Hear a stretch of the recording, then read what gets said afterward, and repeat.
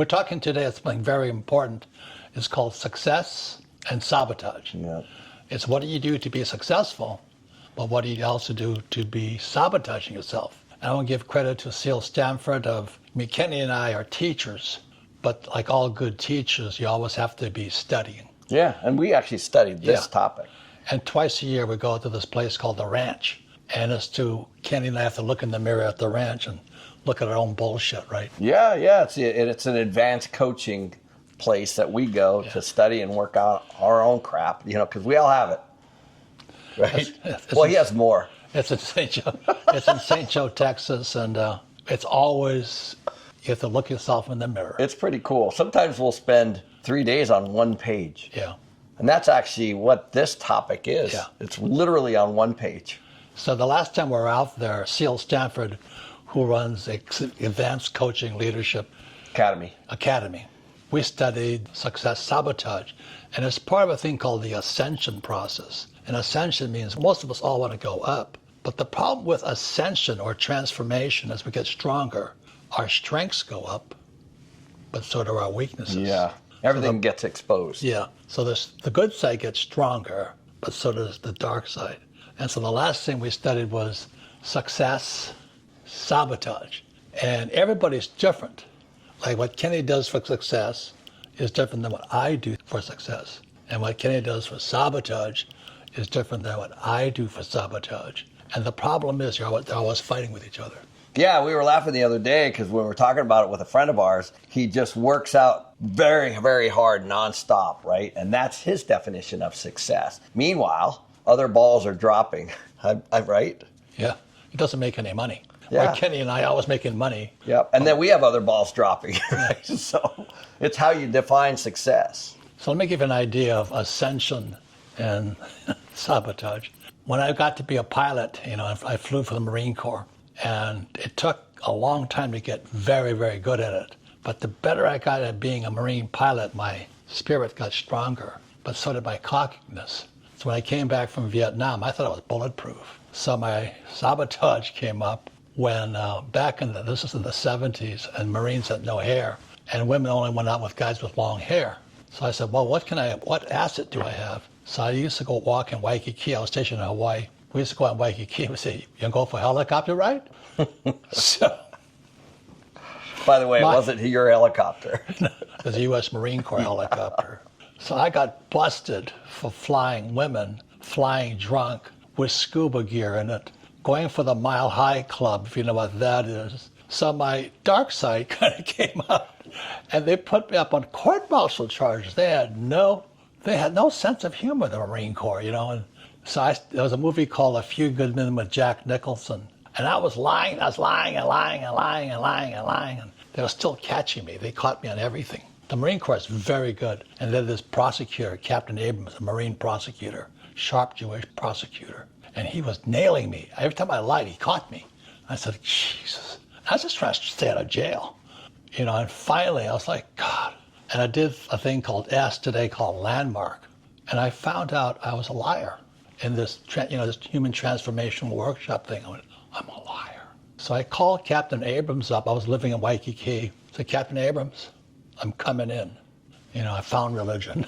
He says, it's about time. You're a lousy liar. I'm like, I know. I found that out.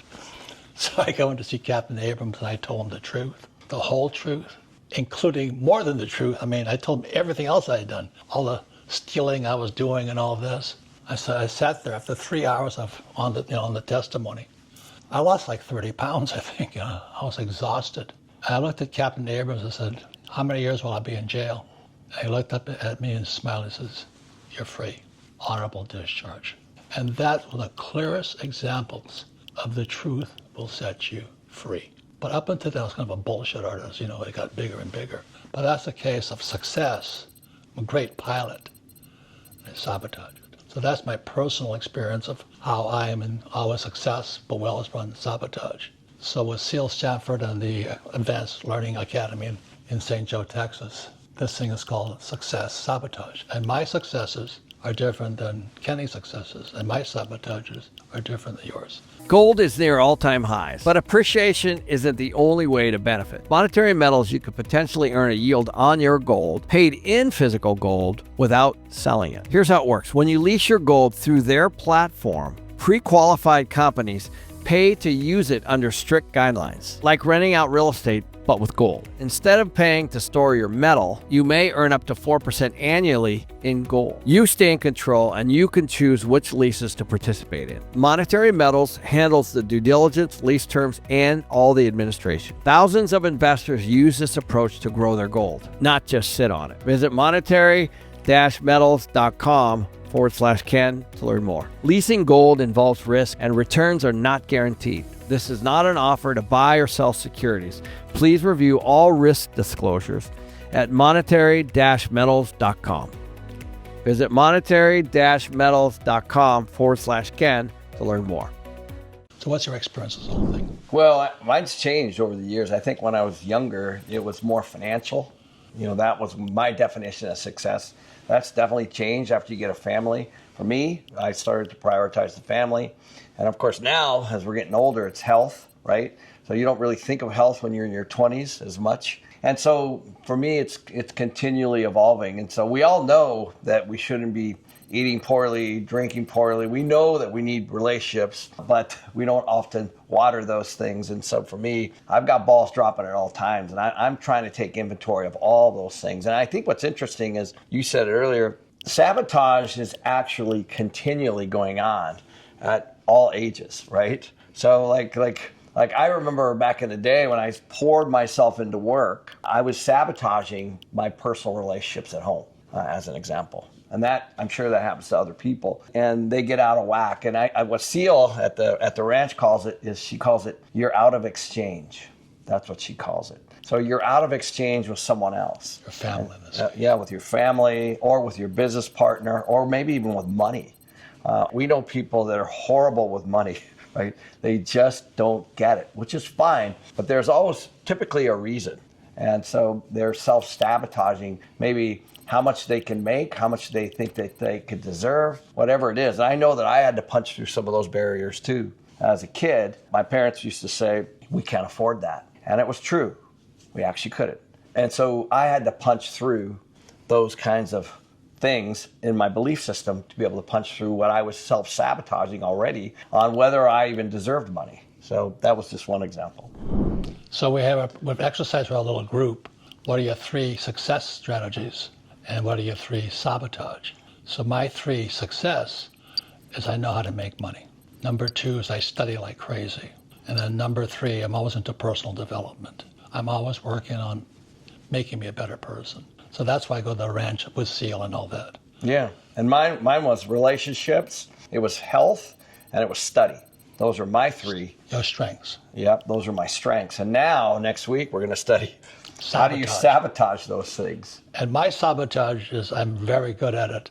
Now that I talk about older, I sabotage my health by not exercising. And Chinese food. But we have our friend Blair Singer, and we used to go to this trainer called Mac Newton. And Mac Newton used to say, getting old is not for sissies, and he'd work us. Mac just drove us so hard. So I found a way to check out. So I found a way to how to cheat Mac. That was my sabotage. I got very good at checking out of exercise. That was number 1.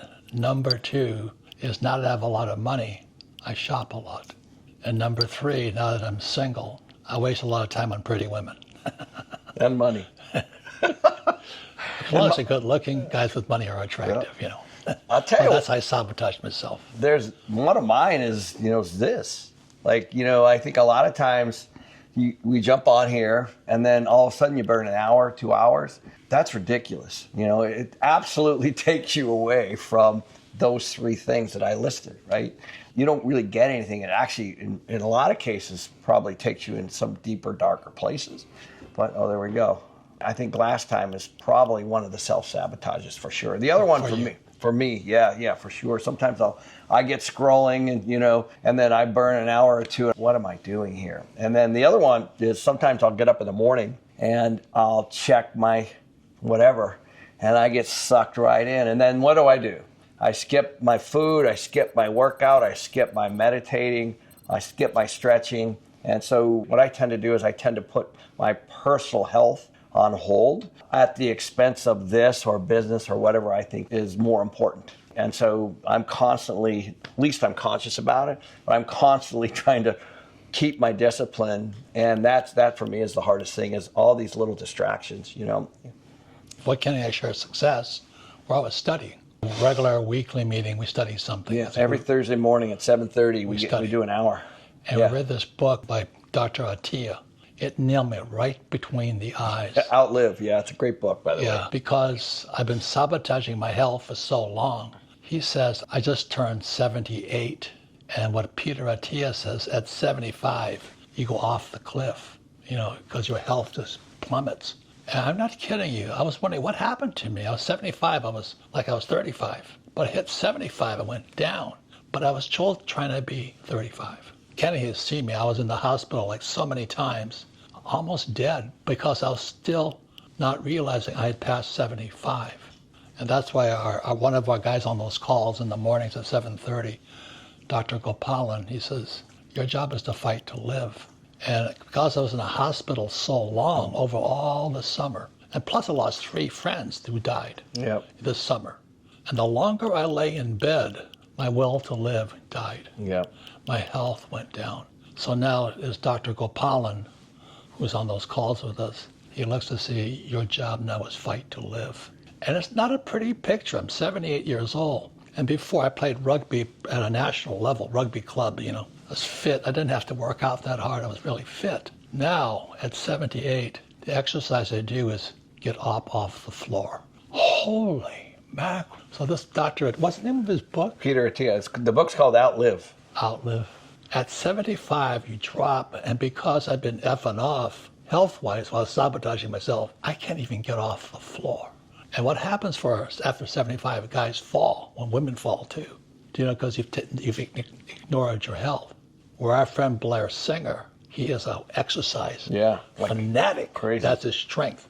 And when I told him that about 75, he says, quite confidently, he said, not going to happen to me. But because his strength is exercise, it's my weakness. Yeah, it's very interesting. And I think that's true for a lot of people. I know Dr. Radha Gopalan said the hospital is the worst place you could be. So get out of there as fast as you can. We'll help you heal outside of that institution. But as long as you're in there, you're going to deteriorate more. That was his opinion. This summer, 2025, I rode the ambulances 3 times. I was in the hospital 4 times. And every time I was in the hospital, my will to live drained out. Yep. And so that's why Radha sat there and he says, your job is to fight to live. And it's taking a fight. And I didn't understand it until I read Attia's book. And at 75, it drops. And I don't want to embed my personal experience and say, well, what's going to happen to you? It doesn't have to happen to you. But because my self-sabotage was not exercising, I got weaker and weaker and weaker. And, then shopping is not very much exercise. And chasing pretty women and drinking vodka, not quite the healthiest things to do. Anything else you want to say? You're a sabotager? No. So it's a very good process. What are your 3 strengths? Strength to sabotage. Yep. What do you do to sabotage yourself? And then you can address them. That's how you get better.